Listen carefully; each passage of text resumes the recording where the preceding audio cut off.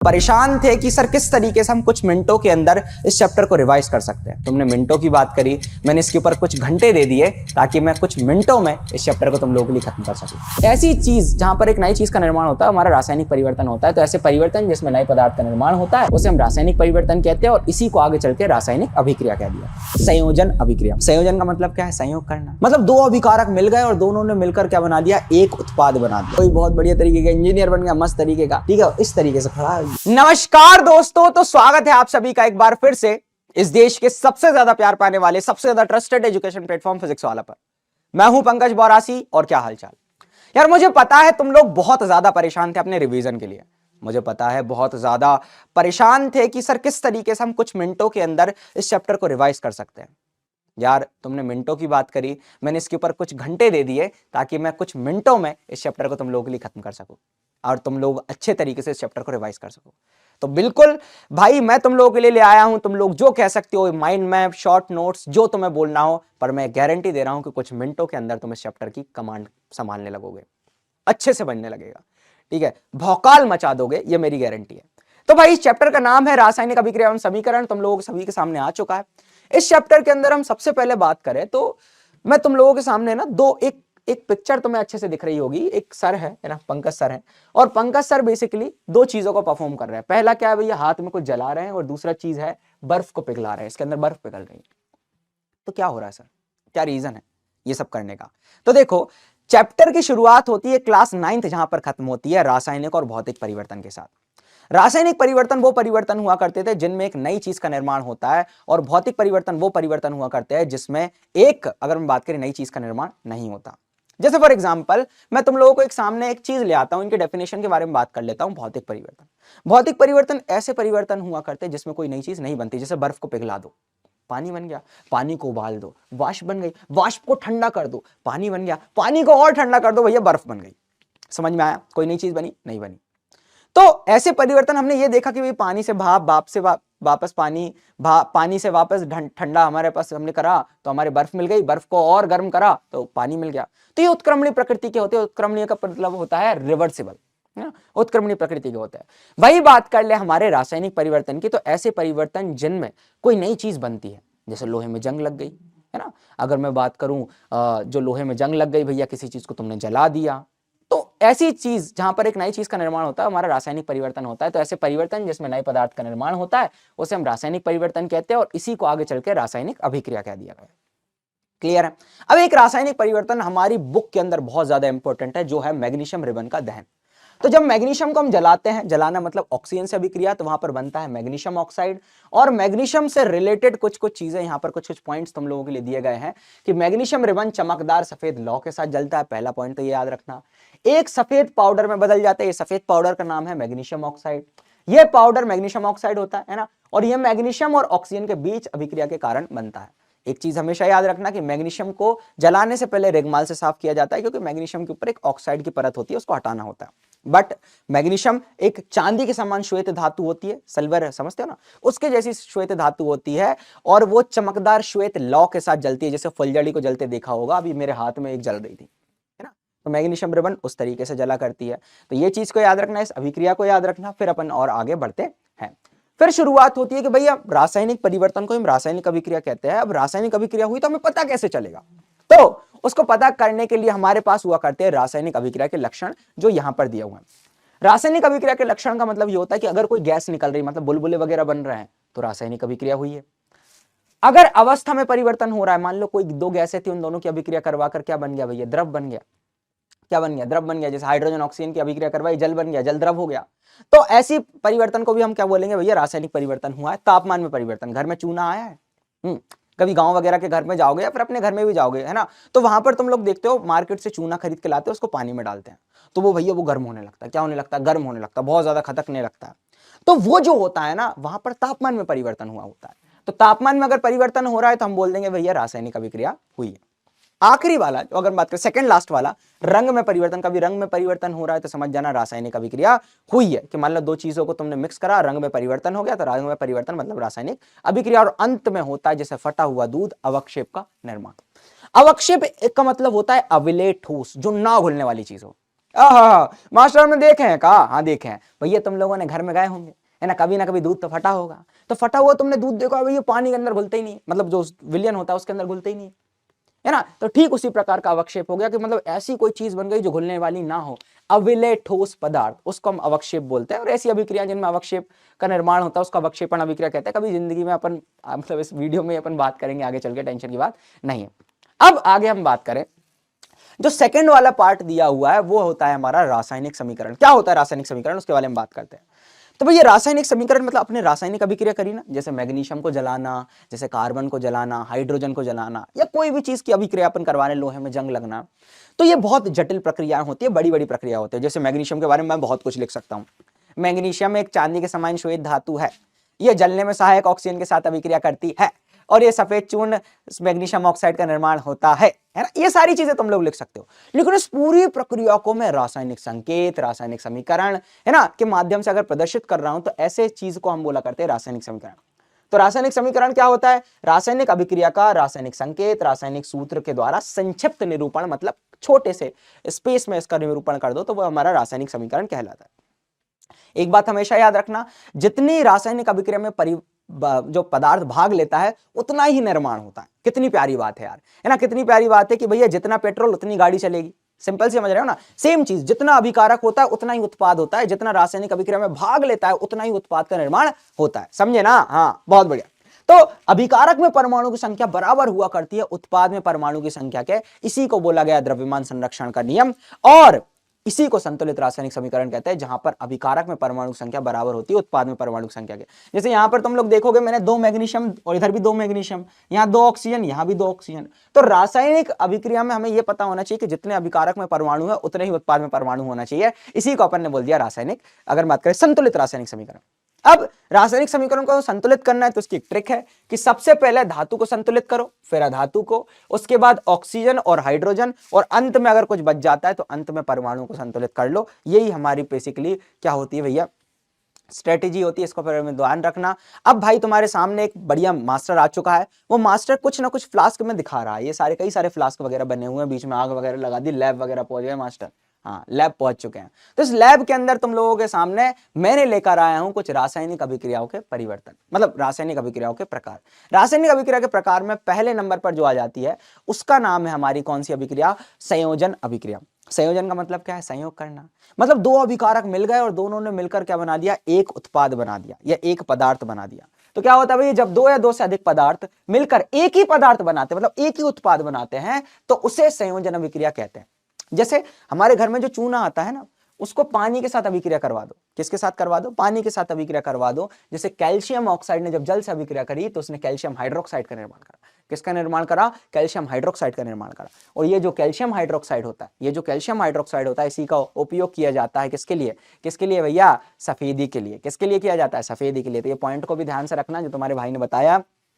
यहां पर 2 अभिकारक थे, कैल्शियम ऑक्साइड और जल, इन दोनों ने मिलकर कैल्शियम हाइड्रोक्साइड का निर्माण करा, जो हमारा क्या हो जाएगा भैया, संयोजन अभिक्रिया का एग्जाम्पल हो जाएगा। अगली होती है वियोजन अभिक्रिया, जिसको अपघटन अभिक्रिया भी कहते हैं। अपघटन अभिक्रिया का मतलब भैया टूटना, है ना, टूटा टूटा एक परिंदा ऐसे टूटा कि फिर जुड़ ना पाया, हाँ वही चीज चल रही है। तो भैया यहां पर क्या होता है, कोई टूटता है ना, कौन, एक पदार्थ टूटता है। अब टूटेगा तो 2 या 2 से अधिक चीजों में टूटेगा, या तो 2 में टूट सकता है या 2 से अधिक चीजों में टूट सकता है। तो भैया जब एक यौगिक टूटकर 2 या 2 से अधिक सरल पदार्थ में बदलता है तो उसी को अपन बोलते हैं क्या भैया, वियोजन अभिक्रिया या अपघटन अभिक्रिया। जैसे है ना, जैसे कैल्शियम कार्बोनेट टूटा, कैल्शियम ऑक्साइड, और अगर हम बात करें कार्बन डाइऑक्साइड में, CO2 क्या होती है, कार्बन डाइऑक्साइड। CO2 मतलब कार्बन डाइऑक्साइड, यहां लिखना था यहां लिख लेना, ठीक है, बहुत बढ़िया तरीके से, ठीक है। अब तोड़ने के भी अलग अलग तरीके होते हैं, है ना, तोड़ रहे हो तो अलग अलग तरीके से टूटते हैं। जैसे मान लो मैं बोल रहा हूं गर्मी देकर तोड़ रहा हूं, मतलब मैं ऊष्मा देकर तोड़ रहा हूं। तो जब मैं ऊष्मा देकर तोड़ता हूं तो मैं ऐसे वियोजन को बोला करता हूं ऊष्मीय वियोजन या ऊष्मीय अपघटन, ठीक है। तो ऊष्मीय अपघटन का मतलब क्या है भैया, ऊष्मीय वियोजन का मतलब क्या है कि जब कैल्शियम कार्बोनेट को गर्म करके कैल्शियम ऑक्साइड और कार्बन डाइऑक्साइड में बदला जाता है तो इसी को अपन बोलते हैं ऊष्मीय वियोजन। वही बात कर ले, विद्युत वियोजन क्या होता है भैया, पानी को जब हम विद्युत धारा प्रवाह करते हैं तो हाइड्रोजन और ऑक्सीजन में वो टूट जाता है, इसको अपन विद्युत वियोजन कहते हैं। और वही बात कर ले प्रकाशीय वियोजन, मतलब सिल्वर क्लोराइड, सिल्वर क्लोराइड को जब हम भैया प्रकाश की उपस्थिति में रखते हैं तो वो टूट जाता है और सिल्वर और क्लोरीन का निर्माण करता है, तो ये आ जाता है हमारा प्रकाश वियोजन के अंतर्गत।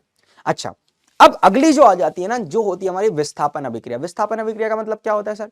विस्थापन अभिक्रिया ने मतलब क्या होता है भैया, एक पावरफुल था, उसने कम पावरफुल को क्या कर दिया, विस्थापित कर दिया। कम पावरफुल को क्या कर दिया, विस्थापित कर दिया।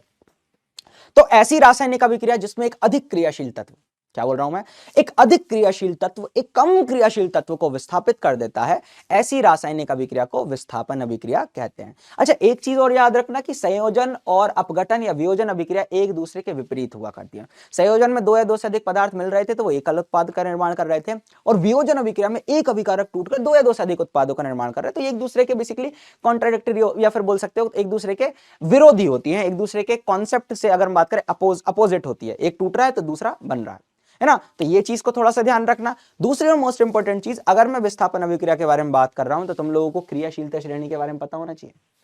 किसके बारे में पता होना चाहिए? क्रियाशीलता श्रेणी के बारे में पता होना चाहिए। मैंने लिखी हुई है, के ना का मग अल जन फी प्रभु है क्यों Hg Ag Au, है ना। तो potassium, sodium, calcium, magnesium, aluminium, zinc, है ना। के ना, के मतलब पोटेशियम, ना मतलब सोडियम, के मतलब का मतलब कैल्शियम, मग मतलब मैग्नीशियम, एल मतलब एल्यूमिनियम, जिंक मतलब जस्ता, है ना, समझ गए, है ना, बहुत बढ़िया। आयरन मतलब हमारा Fe, है ना। प्रभु मतलब लेड, है मतलब हाइड्रोजन, क्यू मतलब कॉपर, Hg मतलब मरकरी, Ag मतलब सिल्वर और Au मतलब गोल्ड। तो भैया जो अधिक क्रियाशील से कम क्रियाशील में हमने इसको व्यवस्थित किया गया है। सबसे अधिक क्रियाशील पोटेशियम, सबसे कम क्रियाशील गोल्ड, है ना। ये चीज को भी थोड़ा सा ध्यान रखना। तो क्या होता है, एक अधिक क्रियाशील तत्व एक कम क्रियाशील तत्व को विस्थापित कर सकता है। जैसे कि अगर बात करें पोटेशियम किसको विस्थापित कर सकता है, मैग्नीशियम, सोडियम, कैल्शियम, एल्यूमिनियम, इन सबको विस्थापित कर सकता है। तो जब एक अधिक सक्रिय धातु एक कम सक्रिय धातु को उसके यौगिक से विस्थापित कर देती है, तो ऐसी रासायनिक अभिक्रिया को हम बोला करते हैं विस्थापन अभिक्रिया। जैसे जिंक जो था, अब जिंक तुम लोग यहां पर देखोगे तो जिंक कहां रहा भैया, जिंक अपना ये रहा भैया। अगर हम बात करें, ये रहा जिंक, उसने किसको कर दिया भैया, एक तरीके से कॉपर को विस्थापित कर दिया। कॉपर कहां रहा, कॉपर ये रहा। तो जिंक अधिक क्रियाशील था, उसने कॉपर को विस्थापित कर दिया। तो ऐसी रासायनिक अभिक्रिया को हम बोला करते हैं विस्थापन अभिक्रिया। इसके बारे में थोड़ा सा याद रखना कि एक अधिक क्रियाशील तत्व एक कम क्रियाशील तत्व को विस्थापित कर देता है, एक अधिक सक्रिय धातु कम सक्रिय धातु को उसके यौगिक से विस्थापित कर देती है। इसको हम बोला करते हैं विस्थापन अभिक्रिया। अब इंपॉर्टेंट चीज क्या है, क्या कॉपर वापस जिंक को विस्थापित कर सकता है? नहीं, क्योंकि कॉपर कम क्रियाशील है जिंक से, है ना। क्या कॉपर जिंक को कर सकता है? नहीं, लेकिन जिंक कॉपर को कर सकता है। ये चीज को भी थोड़ा सा अच्छे से ध्यान रखना। पक्का हो जाएगा, बहुत सॉर्टेड है, बढ़िया है। चलो अब आगे बढ़ते हैं। अगली जो हमारी अभिक्रिया जाती है दैट इज द्विविस्थापन अभिक्रिया। कौन सी अभिक्रिया जाती है भैया? द्विविस्थापन अभिक्रिया। अगर तुम लोग देख पा रहे हो तो ये पीछे एक मस्त इंसान है, ये केमिस्ट्री लैब वगैरह में कोई ब्लास्ट वगैरह कर दिया है मास्टर ने। हाँ, बढ़िया तरीके से। ओह मास्टर एआई है, एआई, हाँ एआई है। चलो अब आगे बढ़ते हैं। सबसे पहले हम बात करते हैं द्विविस्थापन अभिक्रिया। क्या होती है द्विविस्थापन अभिक्रिया मास्टर? जहां पर दो अभिकारकों के बीच में आयनों का विनिमय होता है। विनिमय मतलब होता है लेन देन, आयन का मतलब होता है प्लस माइनस। ठीक है, बहुत बढ़िया। तो प्लस माइनस वाली जो स्पीसीज के बीच में आयनों का जब विनिमय होता है तो उसी को हम बोला करते हैं द्विविस्थापन अभिक्रिया।